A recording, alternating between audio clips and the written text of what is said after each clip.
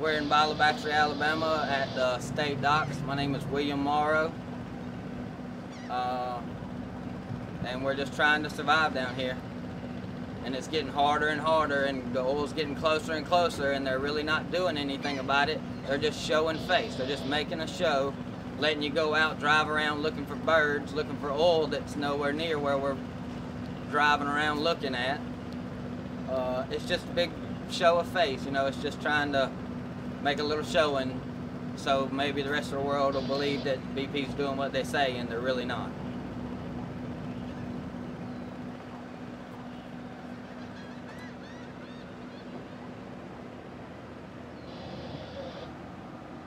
The little standoff yesterday was just to get a little bit of bad publicity on the air, which it worked a little bit, but the story really wasn't even long enough to, you know, it just said they had a blockade at the bayou, and that was it, you know.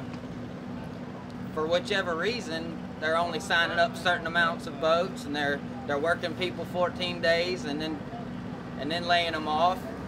And it was just somebody actually getting some publicity, some media coverage down here showing what was really going on.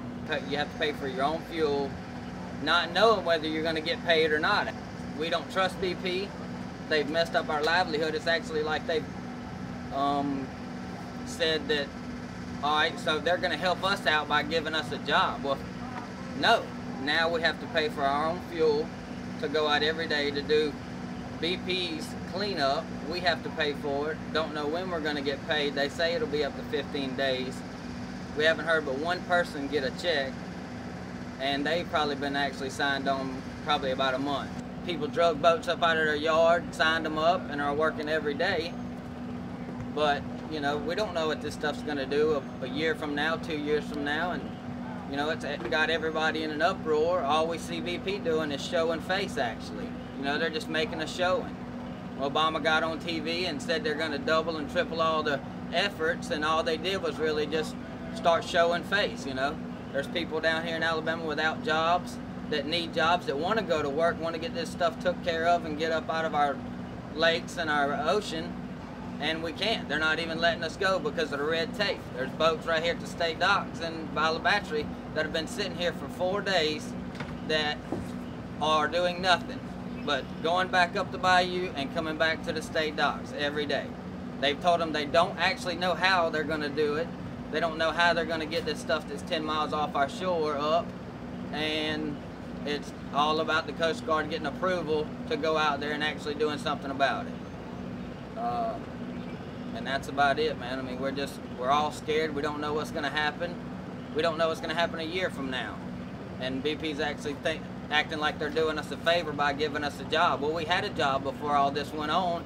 Now we don't. And we're not seeing any kind of trust from BP. Nobody trusts BP. Everybody believes that they're not going to stand by their word, which we all may have jobs, but we had jobs before. So they're actually putting people on your boat that is supposed to be hazmat certified and go out and fight the oil. But nobody's fighting any oil. They're just, like I said before, showing face, just making a show. There's people that's been down here at the state docks for weeks just sitting in a fold-up chair doing nothing, getting paid by BP or by whoever company they're contracted through to clean this stuff up. And, you know, nobody's really doing anything. You see fan boats going out, and in 15 minutes they come back. There's people putting boom out, but when this weather picks up, the boom's not going to do anything. We need to be out there actually doing what we want to do. We don't want to see this stuff come on our shores. We want to actually be out there helping clean it. And because of all the red tape or classes or whatever, which is great, you know, we don't want to get involved and have health problems and all that, but we do want to be involved in going out and helping clean up this stuff that's going to come in here and ruin our lives. Nobody really knows what the dramatic effects of this is going to be. We're all just kind of going on what people tell you, and that's starting to be lies too. You can't ever get a straight answer out of anyone. There's a lot of families that don't have money coming in. They threw a little check at us at the beginning, but that's gone. I mean, everybody's got mortgages and gas payments, and, you know, you can't live on nothing. Nothing from nothing is nothing.